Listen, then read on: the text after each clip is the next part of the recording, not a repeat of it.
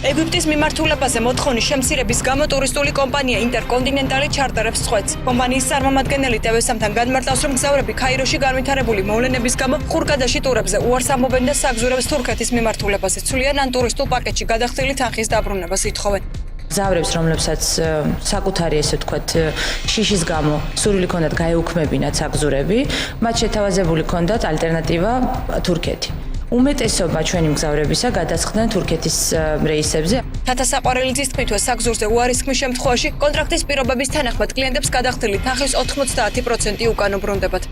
ადამიანებმა, რომლებმაც 5 დღით ადრე, 2 დღით ადრე, 3 დღით ადრე მოითხოვეს საგზურების გაუქმება, ისინი დაიშტრაფენ 10%. ტურიზმის ასოციაციის თავმჯდომარის განცხადებით, კლიენტსა და ტურისტულ კომპანიას შორის ურთიერთობები მხარეებს შორის გაფორმებული ხელშეკრულებით რეგულირდება და ინტერკონტინენტალის შემთხვევაშიც მგზავრისთვის თანხის დაბრუნებას კომპანია ხელშეკრულების პირობებით წვეთს.